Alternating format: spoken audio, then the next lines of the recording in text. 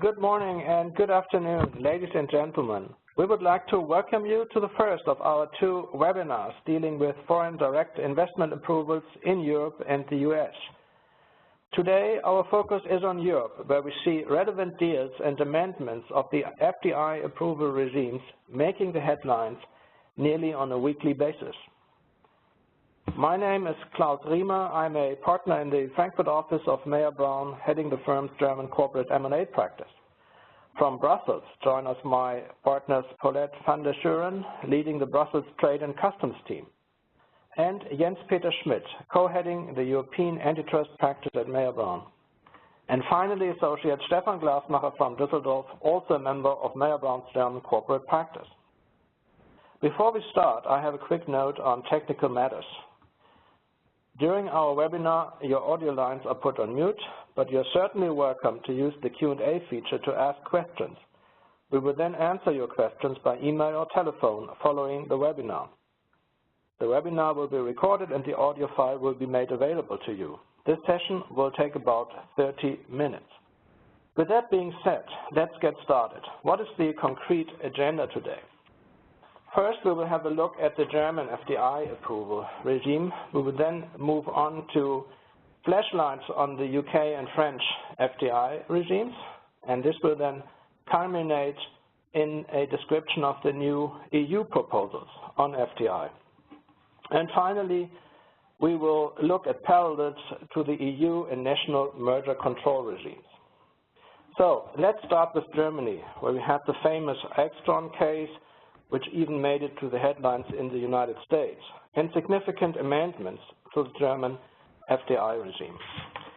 Let's start with a simple sample case in which, not surprisingly, a Chinese investor intends to acquire directly or indirectly 80% of the shares in a major IT company within the EU operating in the cloud computing business. FDI review is required in 3 EU jurisdictions: Germany, the UK, and France. The German FDI regime actually centers around the term public order and security. This is an EU legal term, a fairly broad and general term, also subject to various court cases. And you would usually expect that groundbreaking things must happen in order to reach an impact into the area of public order and security. Second, the German regime differentiates between a sector-specific approach in the defense and encryption business on the one hand, and a cross-sector approach covering all industries, in particular the key industries, which I will come to in a minute, on the other hand. And third, there is, as in many other review procedures in the world, a more general and shorter period in the beginning, and a possible in-depth review after that that can take somewhat longer. How does the administrative side look like? In Germany, one ministry solely administers the review. That is the Federal Ministry for Economic Affairs and Energy. And this would internally coordinate with other ministries or authorities, such as the Defense Ministry or the Federal Cartel Office.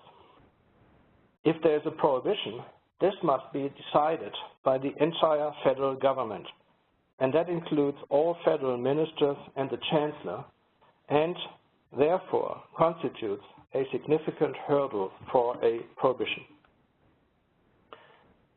What are the amendments that have been recently introduced in Germany? First, certain key industries covering critical infrastructure businesses were introduced as examples for a possible threat of public order and security, such as telecommunications, water and energy infrastructure, information technology, healthcare, transport, finance, insurance, and nutrition, and of course, all infrastructure-related software providers. And actually, the jury is still out if this is merely a specification or maybe even an extension of the scope of public order and security. Second, notification obligations were established, so any foreign direct investment into key industries must be notified. And third, the review periods were prolonged, and this can have, of course, an impact on the timing and the certainty of a transaction. Last but not least, it was clarified that indirect acquisitions via domestic companies are also included. What are actually the political objectives of these amendments? Well, it is said, and we also believe, that Germany is still very open for foreign direct investments. There were actually no prohibition decisions so far at all. But of course, there's also a certain level of fear of a sellout. Then also, reciprocity should be strengthened in light of unbalanced global trade rules. But of course, the review will focus on major cases, and this is a necessity, of course, also in light of the limited capacity at the ministry, where only a fairly small team is actually dealing with these matters. Let us please have a look at the cross-sector approach and how it works. It is applicable to investors from all non-EU or non-EFTA countries intending to acquire 25% or more of the voting rights of a target company. And this target company can be active in any industry. There would be a notification obligation, as mentioned before, just in the area of the key industries.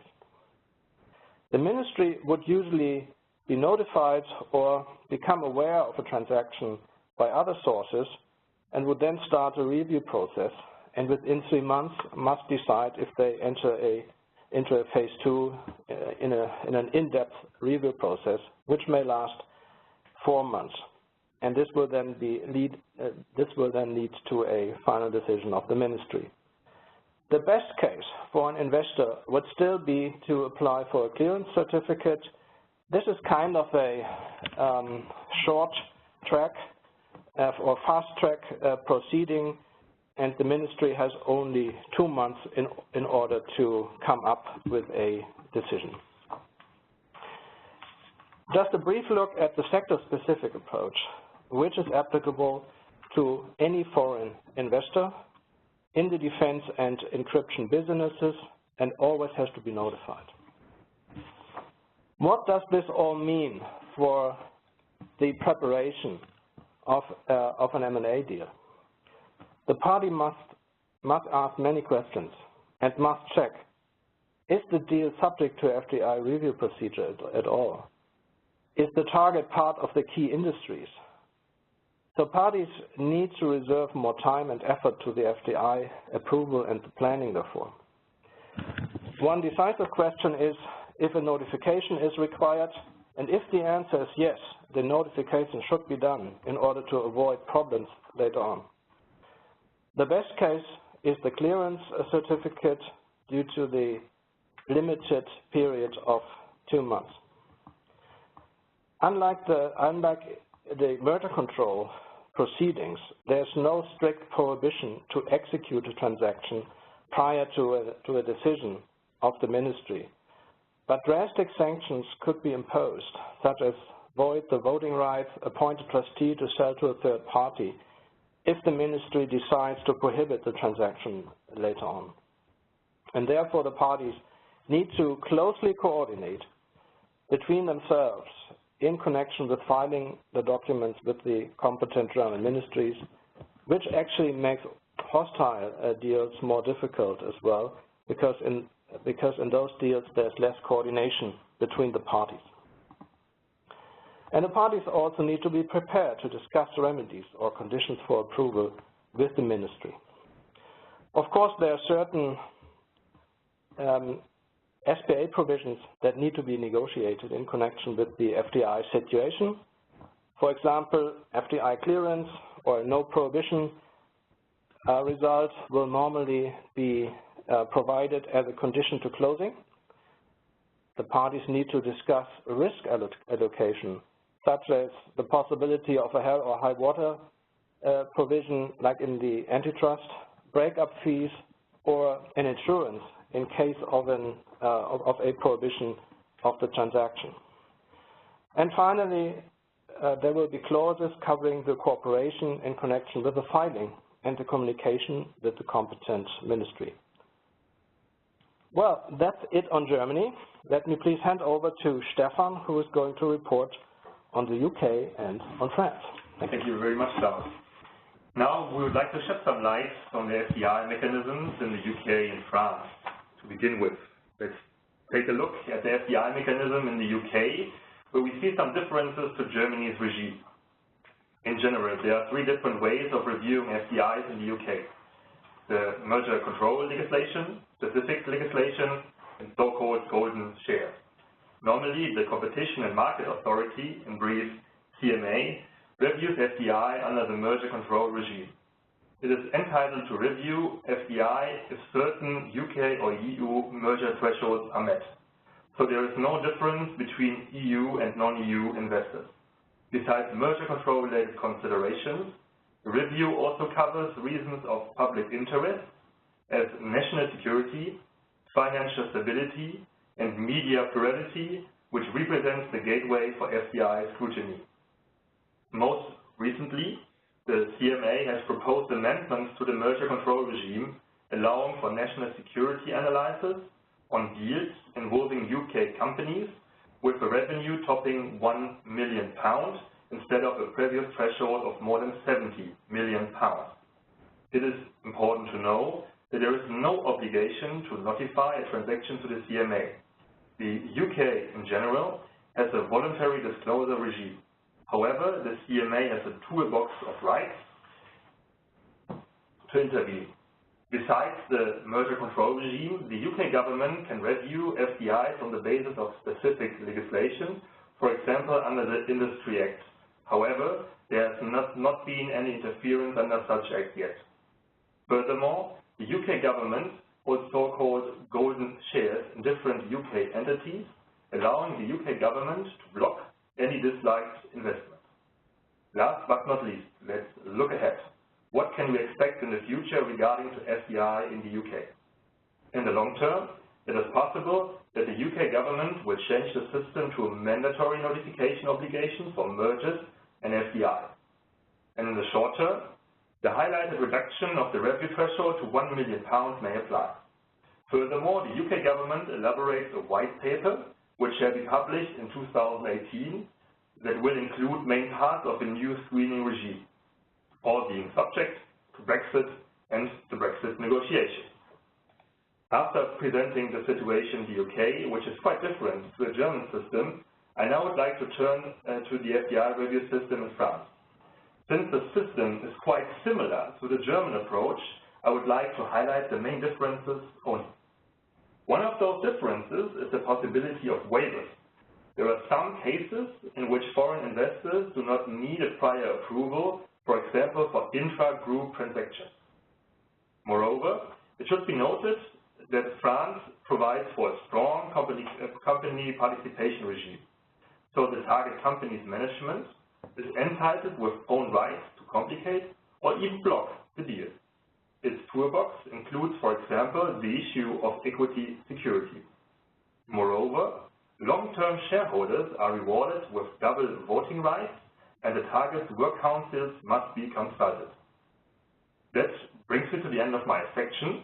I will now pass to Paulette, who will show us what we might expect from the EU level. Thank you, Stefan. Discussions on an EU-wide FDI screening regime have existed for a number of years. Initially, the European Commission dismissed these calls for an FDI regime on the grounds that they were inconsistent with the EU's open investment policy. However, discussions accelerated in 2016 and 2017, and that refers back to what Klaus indicated. There were a number of FDIs that drew quite a bit of political attention, and that then triggered growing concern for, again, as Klaus indicated in his presentation on Germany, the need to protect strategic sectors, especially vis-à-vis state-subsidized investors, and the need for a level playing field for EU investors in third countries. Ultimately, it was in spring 2017 that first France, Germany, and the UK, and later the European Parliament, requested the European Commission to address this issue. That then ultimately resulted in on the 13th of September 2017 in the Commission issuing its proposal for a regulation establishing a framework for screening foreign direct investments in the EU. Now, what does the proposal contain? First of all, what it covers is foreign direct investment. That is self-evident. But there is a definition, and this definition requires the existence of an economic activity in an EU member state and provides that it also can include investments that enable effective participation in the management or control of a company carrying out such an economic activity. It excludes portfolio management. The investor must be a natural person, an individual, or an undertaking of a third country which will make or has made a foreign direct investment. However, intra-EU transactions can still be subject to FDI screening if they seek to circumvent the applicable FDI screening framework. This would be the case, for example, where the EU investor is ultimately owned or controlled by a natural person or an undertaking from a third country. As was mentioned earlier, FDIs can only be screened on grounds of security and public order. In so doing, the proposal provides that the potential effects may be considered on the following: critical infrastructure, critical technologies, the security of supply or critical inputs, or access to or control of sensitive information. This list is not binding. Member States or the European Commission may also take other factors into account. As well, in their determination, they will also be taking into account whether the foreign investor is controlled or significantly funded by the government of a third country. That obviously refers to China, although the EU Commission has clearly disputed that this regulation or this proposal is China-centric. Now, what the EU proposal does not do is result in a fully detailed FDI screening regime. It merely provides for a framework. In the first place, the proposal does not require EU member states to set up an FDI screening regime. As a matter of fact, at the moment, only approximately half of EU member states have an FDI screening regime. But if EU member states do have or set up an FDI screening regime, they will have to abide by the minimum requirements established in the proposed regulation, and these refer to transparency and non-discriminatory treatment, setting out the circumstances triggering the screening, establishing time frames, making sure that confidential information is protected, and offering judicial redress against the screening decision.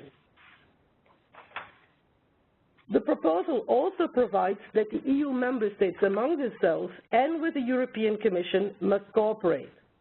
This means, in the first place, that the EU member states must inform the Commission and the other member states of FDI screening.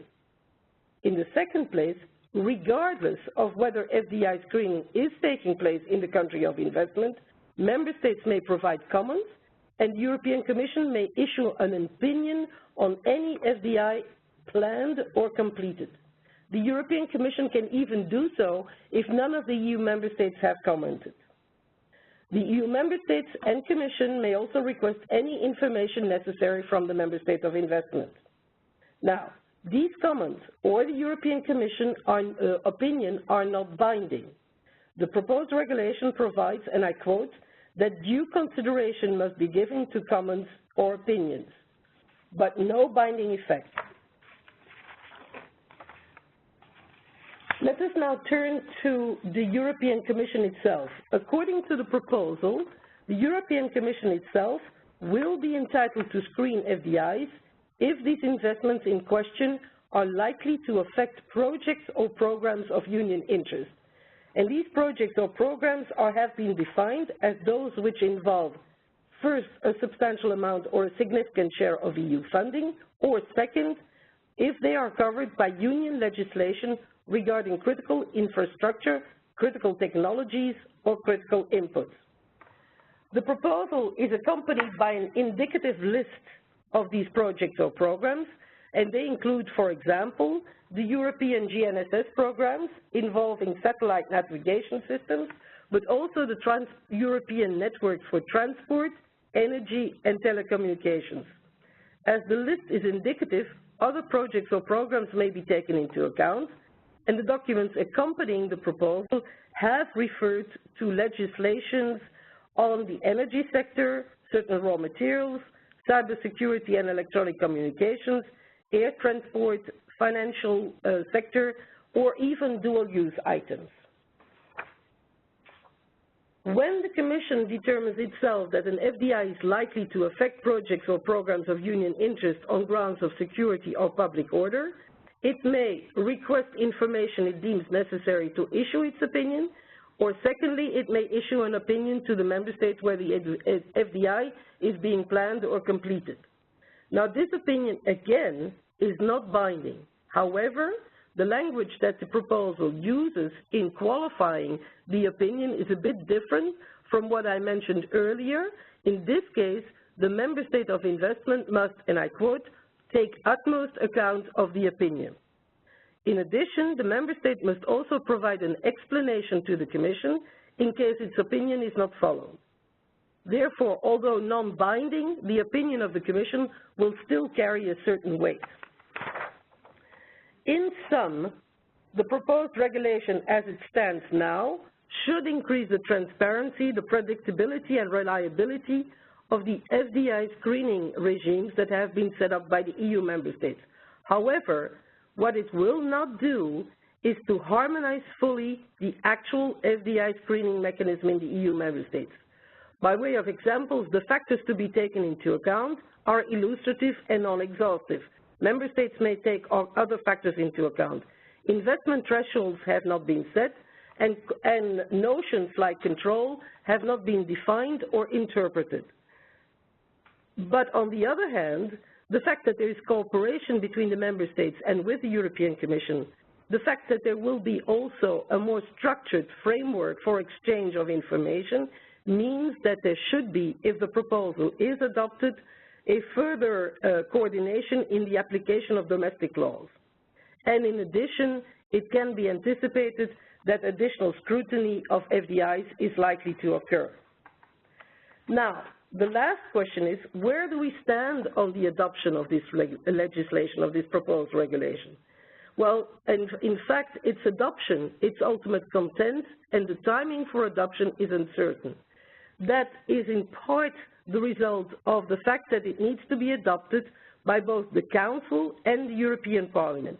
Both institutions will have the right to propose amending proposals, and it will be for the Commission to try and look at those and to broker a compromise. But this takes time. As well, as a matter of practice, there have been issues or voices that came up that will indicate that the adoption is paved with difficulties.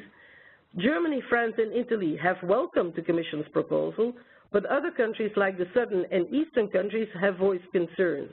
Estonia in particular, who now has the presidency of the Council, has requested that the proposal be first discussed in a working group of trade defense experts. Now, this working group has only met once in September to discuss the matter, and a second meeting may or may not be held in December. This will delay the discussions at the Council level. Other countries, and in particular the more trade-liberal countries like the Netherlands, Finland, Sweden, and Denmark, have also voiced criticism. Lastly, a third group of countries, including Greece and Finland, even last week, have asked the Commission that before discussions take place on the regulation, that the Commission provide an impact assessment. Typically, regulations such as this are accompanied by an impact assessment by the European Commission. There was none in this case, and member states have criticized that and have indicated that at least a partial impact assessment should be made. As well, the Parliament may table proposals that go further than the Commission's current proposal. We heard this morning that the Commission still intends to have the proposal adopted before the end of its legislature at the end of 2019. Whether that will be politically possible is a different matter, and I would think that it will become very difficult. But we'll see, and time will teach. At this stage, I would like to turn the floor to my colleague Jens Peter Schmidt. Thank you so much. Well, thank you, Paulette. And let me draw a parallel with EU and national merger control, as much of the issues and implications of an FDI notification are quite similar to merger control. So by way of background, EU merger control provides a one-stop shop and excludes, therefore, national merger control intervention. If applicable, there's one exception, though. That means that member states can protect their legitimate interests other than relating to competition, for example, public security. We have seen a significant increase of merger control regimes worldwide in only the last 2 decades. Where there were maybe a handful 20 years ago, we have more, almost 100 regimes now, and most of them are mandatory. And this has, as we can imagine, enormous impact on transactions. Antitrust feasibility and risk analyses have to be done. The allocation of antitrust risks has to be allocated and determined. It has obviously timing and not the least cost implications for the parties. But the analysis of merger control issues is a commonplace element today. The European FDI regime, a European FDI one-stop shop, is not likely, unlike EU merger control. Now, what that means is that we have a multitude of FDI control regimes within the EU and worldwide. We have FDI control regimes that have to be run in parallel to merger control investigations. Within FDI, we seem to have similar but also sometimes different substantive tests. I refer to national, public interest, public security, national security. There seem to be a much greater political assessment and a greater discretion. And this is very different to merger control, all these elements taken together, where we have, at least concerning the most fundamental concept and theory of harms, we have a quite convergent world. And this, as I believe, seems less likely in the FDI regimes. So what does that mean now practically, and what follows? Like in merger control, the early identification of FDI notification requirements is certainly recommended. We have to determine whether the notification is mandatory or voluntary. If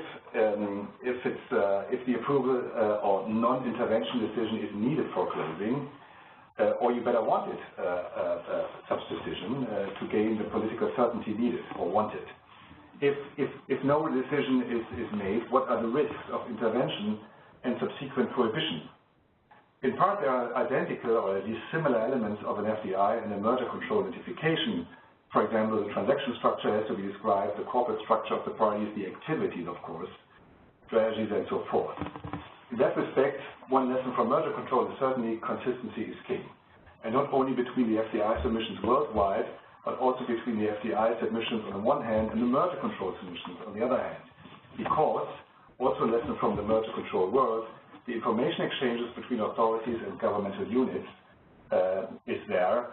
And just to give an example, in Germany, the German antitrust authority, the Bundeskartellamt, may certainly inform the German Ministry for Economy and Energy about an FDI case. So therefore, the consistency is so important. And not the least, of course, as Klaus has mentioned that before, consider the timing implications. I think that's it from my merger control perspective. And back to Klaus for a final comment and outlook. Yeah, thank you, Jens. Well, at the end of this webinar, just a few conclusions. So I think it should be clear from this webinar that the focus should, for the foreseeable time, be on the national FDI approval regimes, but keep in mind that the EU may do something over time. One should expect a more rigid and more granular approach of the competent authorities compared to the past. This seems to be en vogue. So FDI approval may become, and maybe become more and more illegal and also a political hurdle for transactions. But we think that these new hurdles and related issues can be dealt with and can also be overcome. But additional intelligence, time and effort are required for planning, preparing and obtaining a positive FDI approval decision. This brings us to the end of the webinar. Please note that we will present further information and conclusions in our second FDI webinar in 2 weeks, already on November 29th, where we will focus on the United States with another quick look at Europe again. If you have asked a question using the tool, we will contact you as soon as possible.